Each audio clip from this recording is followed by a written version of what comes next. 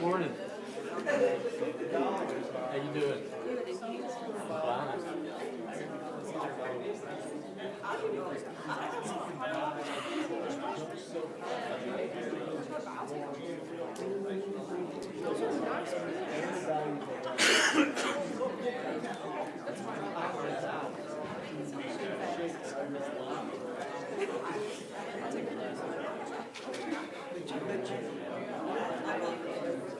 Well, no, it's not so. I got so it's not traditional. But I was like, I think it's nothing in the oven. So I put them in there and kind of scrub them. And I can just take a scrubber and so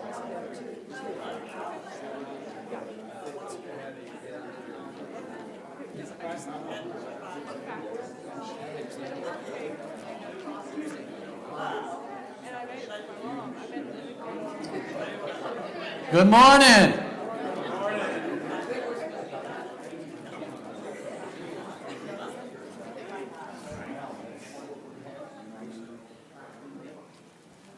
It's good to see all of you here this morning. Open your Bibles to Matthew 26. Matthew 26. We are moving toward the end of Christ's life.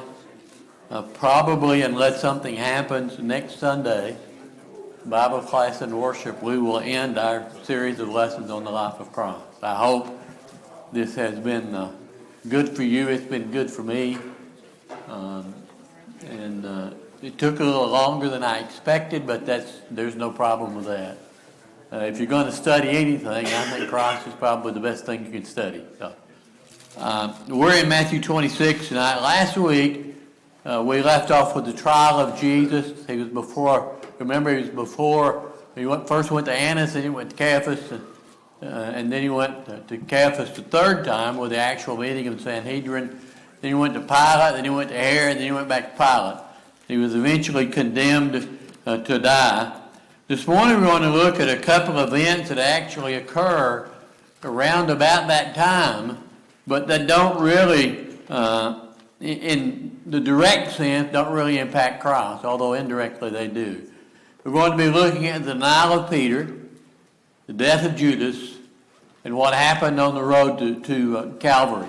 And then next Sunday morning, or this Sunday morning in our sermon, we're going to be talking about the crucifixion. Next Sunday morning will be the resurrection. I did not intend it to be that way, but it just happens the resurrection is going to be on Easter. When I was a kid, that would have been an anathema. You didn't talk about the resurrection on Easter Sunday. But we're going to do it anyway. Matthew chapter 26, verse 69.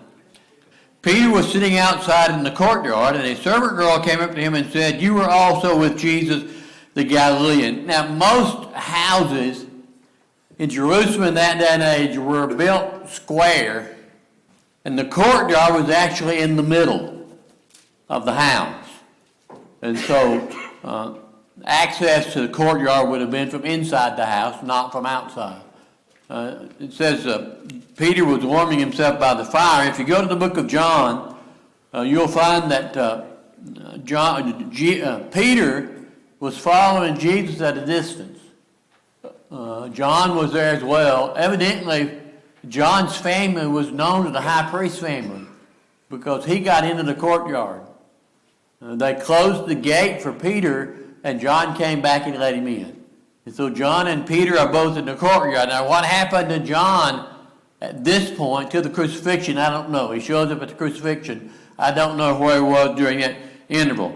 But there was a servant girl there who said, "You were with Jesus."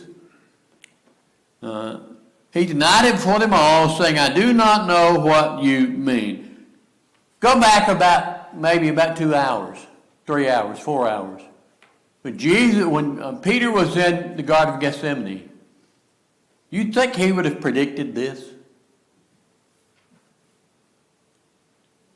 I believe Peter had every intention of dying for the Lord.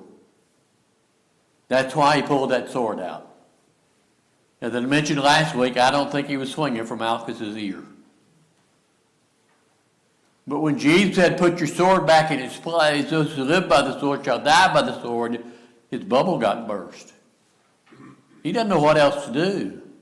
How can he defend the Lord if he can't do it physically? And so he kind of steps back. We're going to talk about something else about that in just a moment. He denied it all, saying, "I don't know what you mean." When he went out to the entrance, that is, he went out of the courtyard, walked away from the fire because he got in trouble there, went back to the gate. Another servant girl saw him and said to the bystanders, "This man was with Jesus of Nazareth." Now, instead of the Galilean, they add another detail and say Jesus of Nazareth. And again, he denied with an oath, "I do not know the man." Now,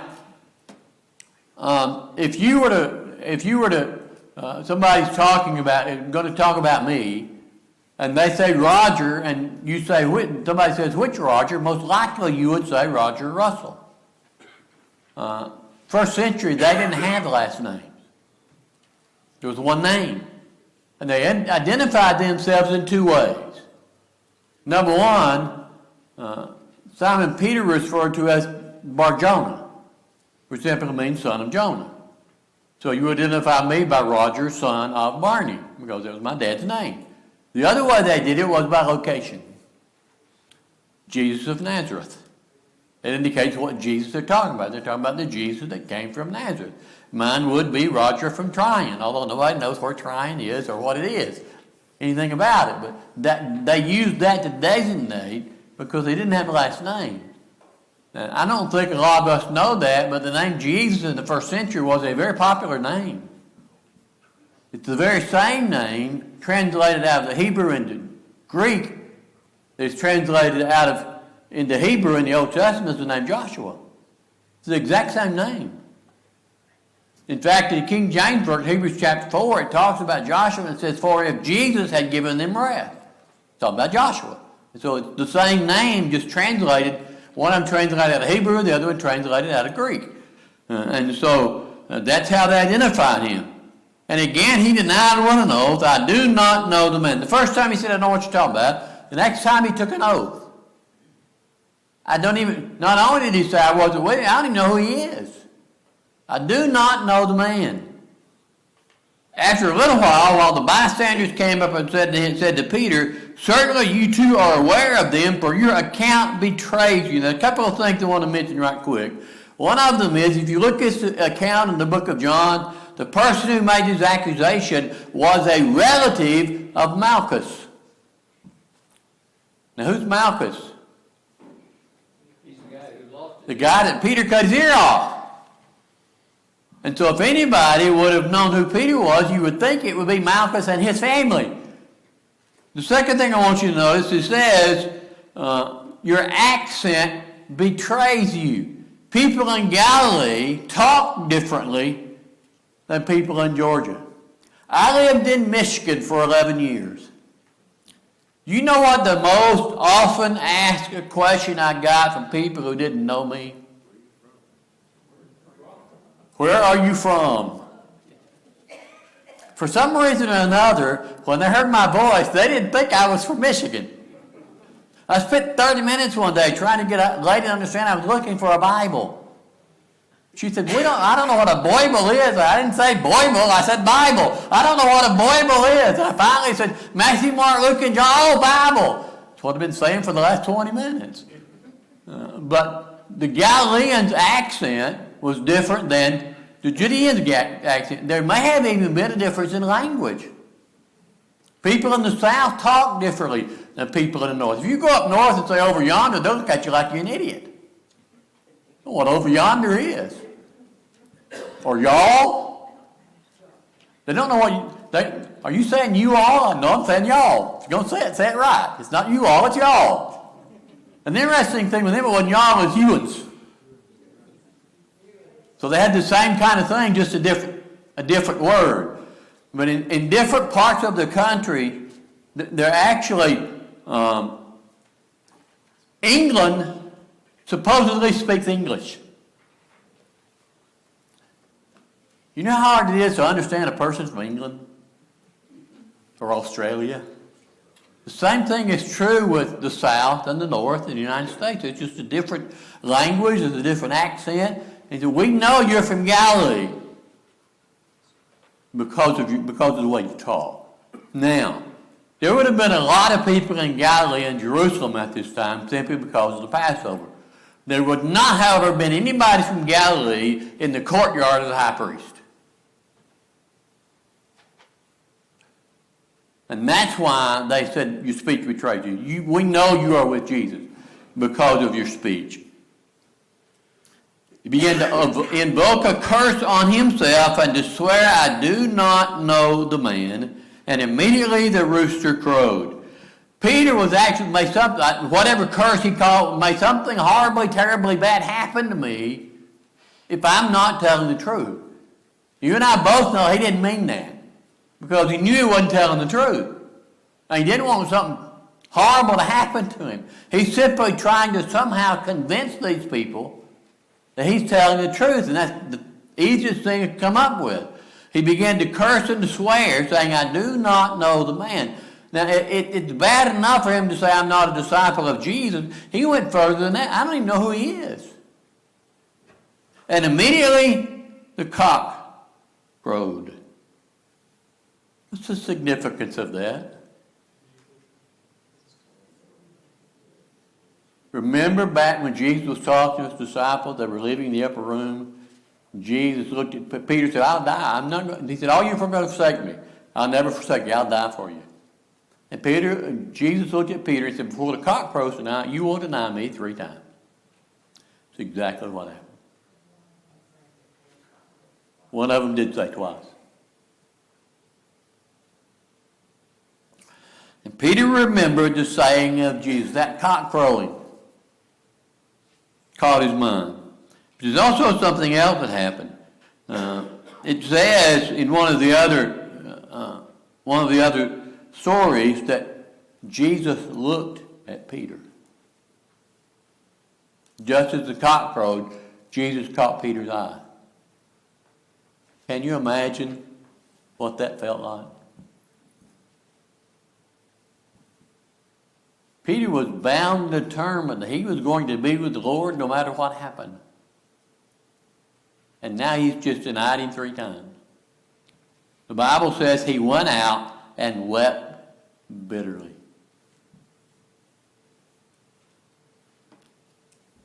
You might could say, in terms that we use for other things, that Peter reached rock bottom.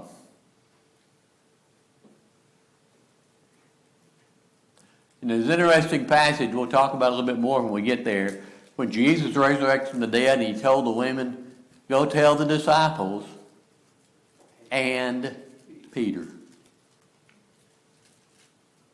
He specifically mentioned Peter. And we'll look at that a little bit later when we get to that point. And so Peter has denied the Lord 3 times. He went out and wept bitterly. Now, where he went out to, I don't know. But I want to point out a couple of things about this particular story before we move on. There are 3 points I want you to understand. Number 1, Peter got in the most trouble when he tried to straddle the fence. He wanted to be close enough to Jesus to see what was happening, but he wanted to be far enough away that he wasn't recognized as one of his disciples. Straddling the fence is dangerous. It doesn't work. We're either going to be in for Christ or we're going to be out for Christ, one or the other. There's no such thing as staying in both worlds. We got to do one or the other. The second one is, I believe one of Peter's problems is what you and I today call arrogance or self-confidence. He was determined when he talked to Jesus, I'm going to be here. I'm going to do this. He tried to depend on his own strength, and he fell flat of his face. 1 Corinthians 10 and verse 12, Paul says, to him that thinketh he standeth, take heed lest he fall. When you really think you got the problem solved, that's when you're in the most trouble. So we really got to be careful. And the third thing is, fear is a powerful motive. Why did Peter deny the Lord? He was afraid of what was going to happen. He saw what was happening to Jesus. He did not want to be a part of that. If I align myself with Christ, they're going to put me in there with him. He's afraid. Have you ever been afraid? Not only physically, have you ever been afraid spiritually? You found yourself in a position where you didn't know quite what to do, and you're afraid if you made the decision that you know you need to make, you end up in a bunch of people who are not living right, and you know if you do they're going to make fun of you, they're going to laugh at you, they're going to mock you. There are people all over the world and in other countries who have to be physically afraid because they can lose their life simply for affirming their faith in Christ. And so fear it can paralyze you. Now understand, and I've mentioned this before, courage is not the absence of fear. Courage is the ability to be afraid and go on and do the right thing anyway. I'm a big John Wayne fan. I like his statement. Being afraid, courage means being afraid and saddling up anyway. I like that. chapter 27. When the morning came, all the chief priests and the elders took counsel against Jesus to put him to death, and they bound him and led him away and delivered him over to the governor. Now I'm assuming verse 3, where Judas comes into them, happens after the trial of Jesus. Because the chief priests and the elders have gone to Pilate. They've taken Jesus to Pilate. And they could not be in the temple to talk to Judas until after that happened.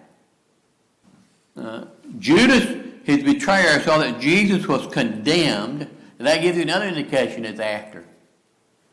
Because Judas knows Jesus had been condemned. The trial's already happened. The trial's already occurred. He changed his mind and brought back the 30 pieces of silver to the chief priests and to the elders. Evidently, Judas was surprised by the fact that Jesus was condemned. Some people think what he thought would happen, that he was being the instigator, that when Jesus was arrested, that would be his point to start beginning his establishing his kingdom, and that he would rebel after he was arrested and get his army together and overthrow the Romans, and because the disciples were still looking for another kingdom. But whether that was Judas' motive or not, we don't know. Some people say that Judas didn't think there was any evidence, that he would be avenged when the Romans got a hold of him, they'd eventually let him go because they had anything to kill him on. Well, that's the case, I don't know. For some reason, Judas was surprised. He changed his mind. He went back to the chief priests and elders saying, I have sinned by betraying innocent blood. They said, what is that to us?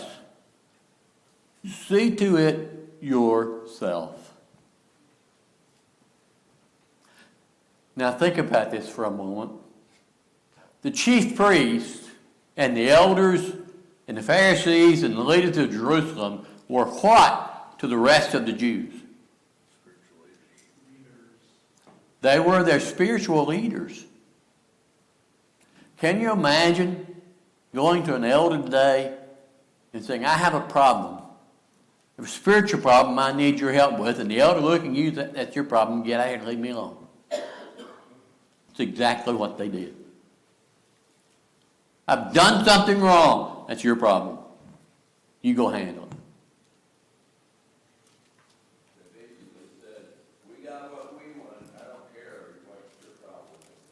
They used Judas to accomplish what they wanted to accomplish.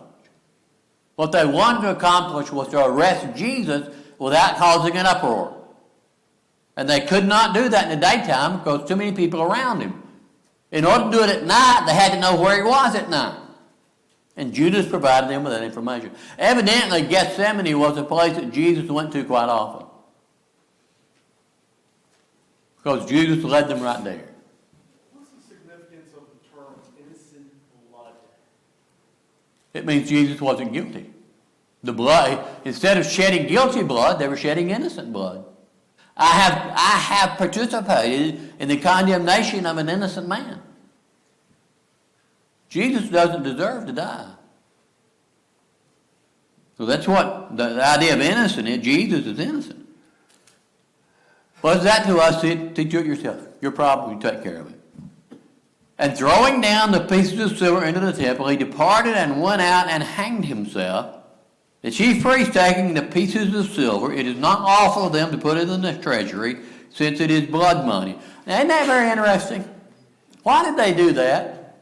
Why did they say that? We can't put it in the treasury because it's blood money. The Old Testament forbid it. Because the fact in Deuteronomy says you do not take money that you got from a crime and put in the treasury. Now, isn't it amazing? Now they're worried about the law. They spent the last several months doing nothing but violating the law, including having an innocent man executed. And now that we can't take this money because it's blood money. They took counsel and bought with them the potter's field as a burial place for strangers. Therefore that field has been called the field of blood to this day. It was fulfilled which was spoken by the prophet Jeremiah, saying, and they took the 30 pieces of silver, the price of him on whom a price had been set by some of the sons of Israel, and they gave them the pot for the potter's field as the Lord directed me. Now Acts chapter 1 records this event again when they picked someone to take Judas's place, and there are a couple of differences. The first one is they took with them counsel and bought with the potter's field as a burial place for strangers. Acts chapter 1 says Judas bought it. Now who bought it? Did the priest buy it or did Judas buy it? There's the question. Whose money was it? It was Judas's money because the priest refused to take it back. He tried to put it back in the treasury, which is where it came from, and they wouldn't take it. So it's still Judas's money. Interesting thing in the Old Testament, in Exodus 21, it talks about the price of a servant that has been killed by an ox. And that price is 30 pieces of silver. Yeah. Zechariah chapter 12 also prophesies that Jesus is going to be sold for 30 pieces of silver. It's in the Old Testament. The second thing is, it talks about the fact, verse 5, he says he went out and hanged himself. Acts chapter 1 says he fell asunder and he burst open. Which one happened? Both. And there are two possibilities as to how it happened. The first one I had not thought about until I read it about a couple of weeks ago. This Friday, Thursday was Passover. What was Friday?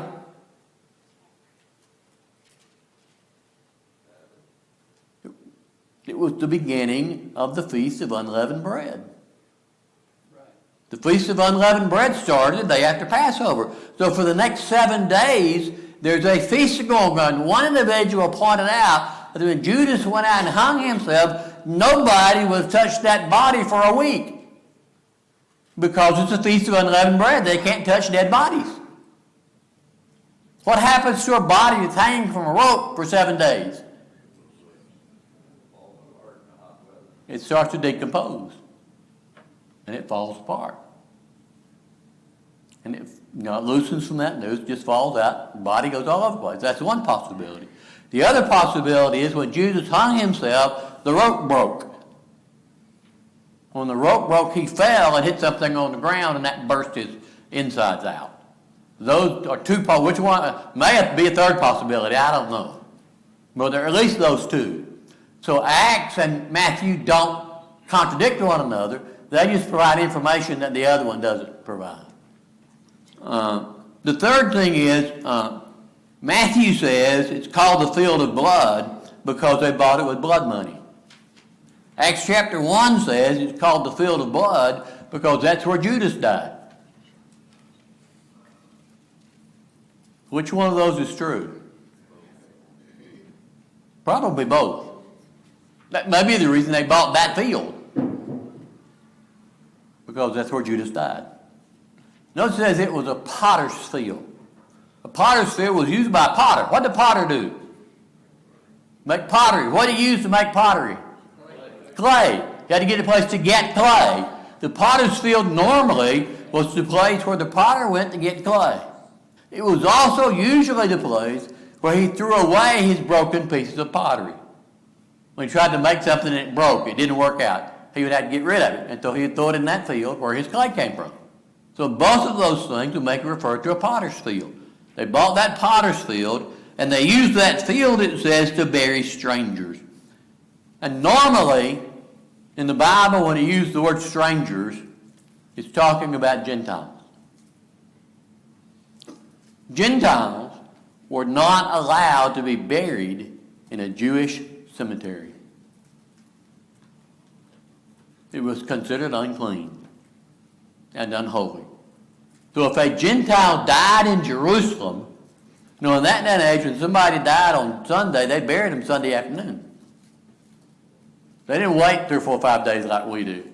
They didn't have embalming fluid, didn't use all that kind of stuff. You died, they buried you that afternoon. They got you in the ground before dark.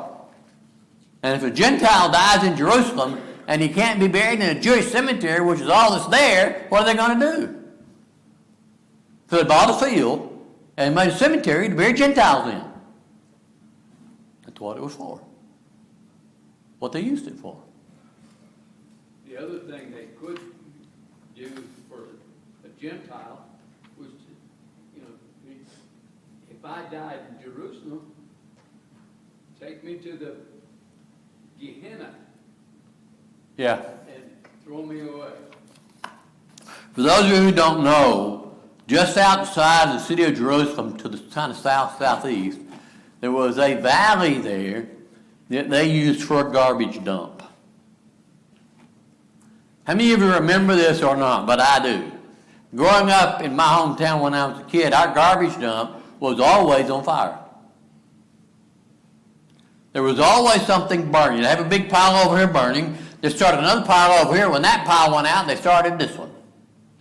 It was that's how we got rid of garbage. We burned it. You could walk there most days and you could hear empty aerosol cans just popping all over the place. They don't do that anymore, but they did back then. That's what Gehenna was. It's called the Valley of Hinnom, or Gehenna. Where have you heard the word Gehenna before? It's the word that's used in the New Testament for hell. When the apostles and Jesus said the word Gehenna, those people had an understanding of what he's talking about. A garbage dump where there's always a fire. That's their picture. And so when Jesus said you're going to be cast into Gehenna and you're going to burn for eternity, they got a real picture. They knew exactly what he was talking about. When we hear Hinnom or Gehenna, we think, well, that's just Gehenna. We don't have the same connection to it as they did. So that is a possibility. Yes.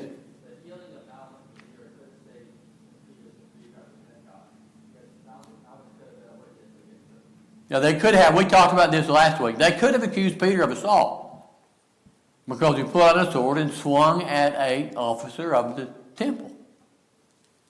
The problem they've got, if they accuse him of assault, they've got no evidence. Well, he cut his ear off. Prove it.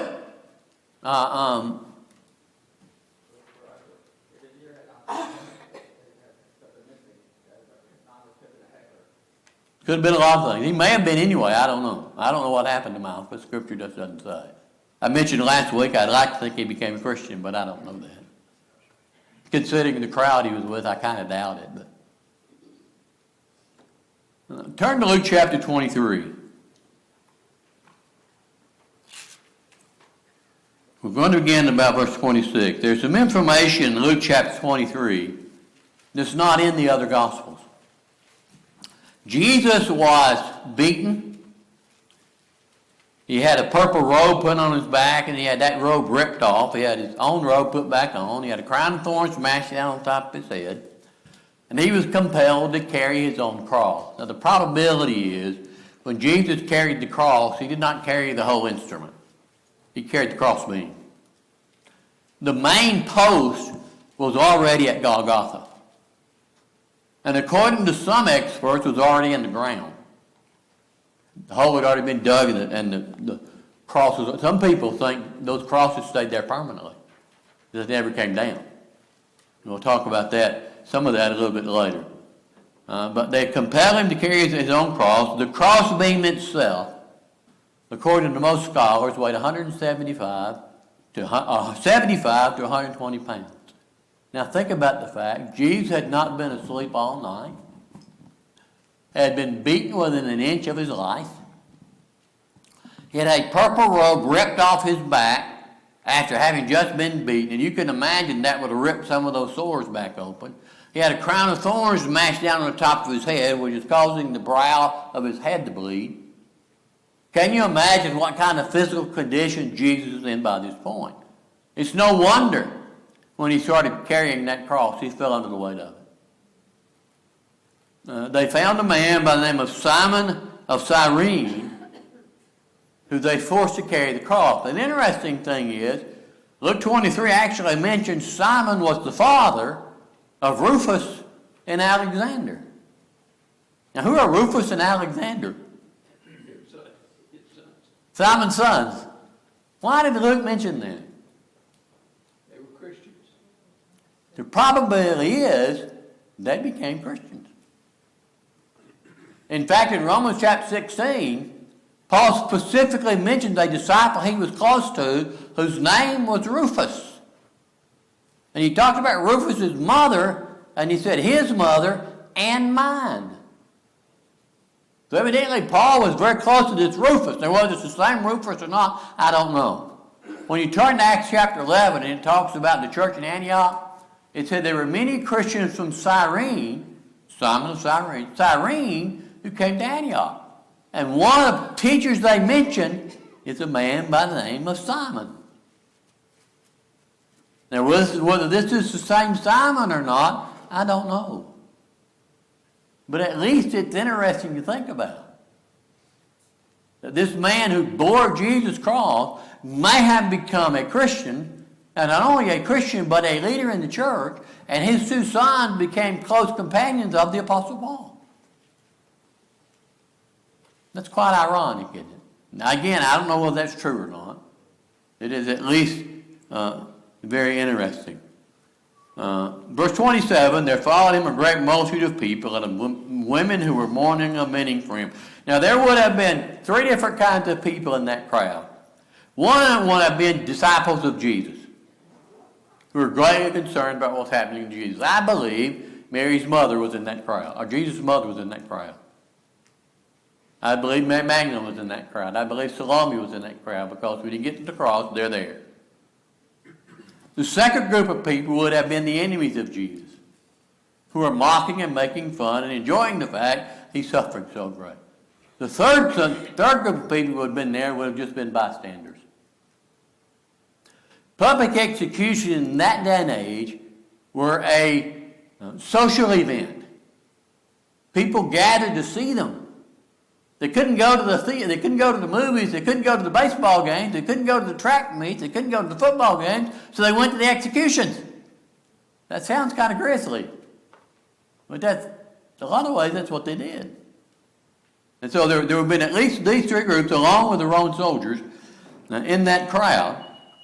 And he says, daughters, they were weeping, daughters of Jerusalem, do not weep for me, but weep for yourselves and your children. For behold, the days is coming when they will say, blessed are the barren, and the wombs that never bore, and the breasts that never nursed. Then they will begin to say to the mountains, fall on us, and to the hills that cover us. What's he talking about? The destruction of Jerusalem. Your lifetime, these things are going to happen, and you're going to wish you were killed in an avalanche. You're going to wish the mountains fell on you. Can you imagine being the mother of a small child when the city of Jerusalem is surrounded and cut off? You got no way to get that child any food. And you basically have to sit and watch them starve to death.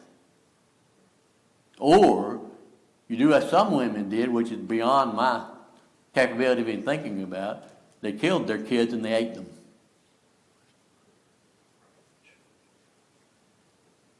It would be better for you if you had never had children.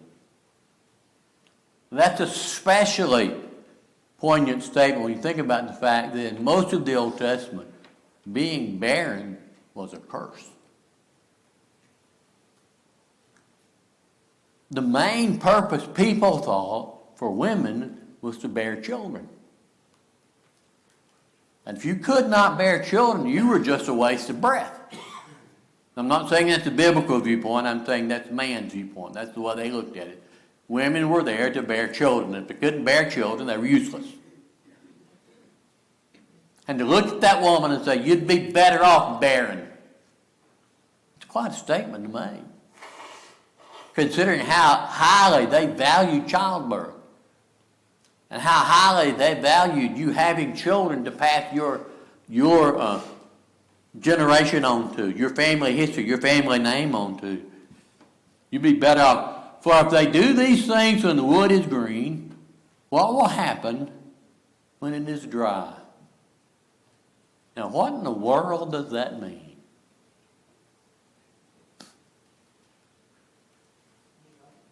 What? Well, first of all, Greenwood, especially during the springtime, life is in it. And I guess Greenwood also is an analogy of a righteous man. Here's the point. Green wood doesn't burn very well, does it? That is an analogy or statement about innocence. And that's Christ. Christ is the innocent one. Now the dry wood burns real easy. It catches on fire real easy. What do you think that's referring to? If the green wood is Jesus and his innocence, what's the dry wood? The Jews. The nation of Israel who had condemned Christ. Christ did nothing. And Christ was crucified. Christ was horribly treated. The Jews did everything. Do you think their punishment is going to be greater than the punishment of Christ?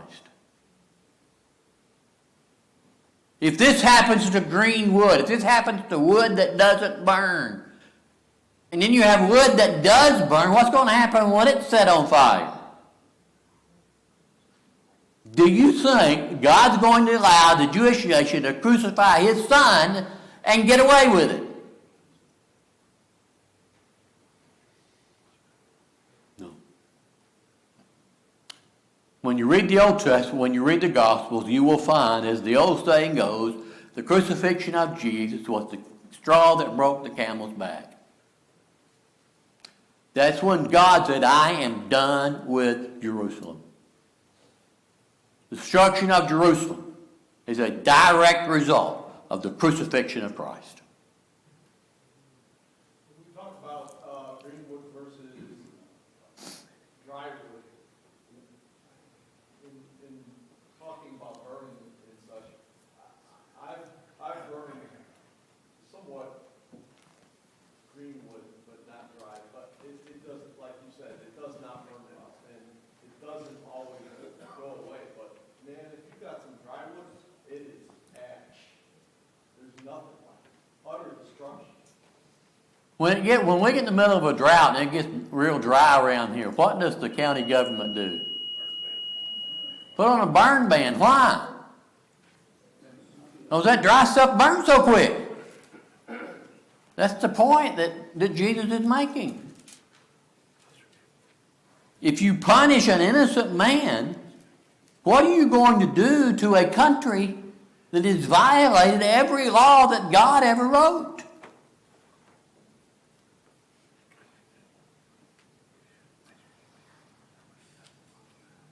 God had worked for the nation of Israel time after time after time after time after time.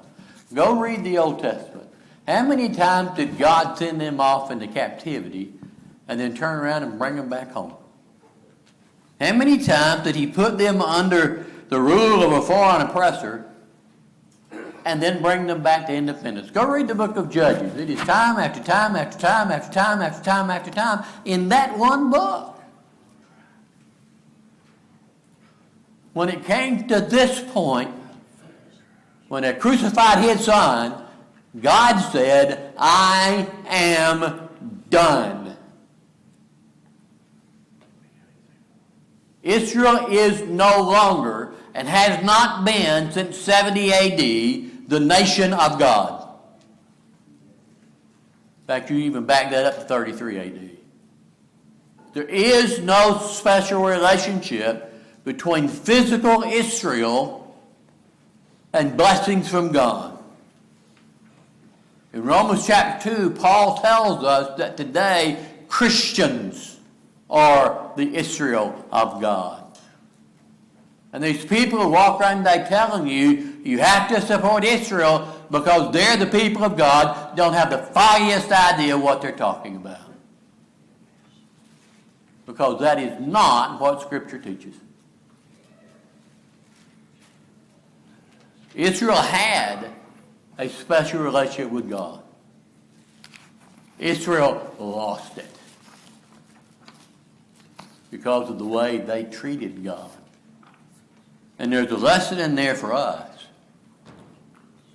because the same thing can happen to us. Amen. We are today God's special people. We can lose that if we treat him the way the Jews treated him. He will kick us out just like he kicked them out. Really got to be careful. Anyone have a question or comment?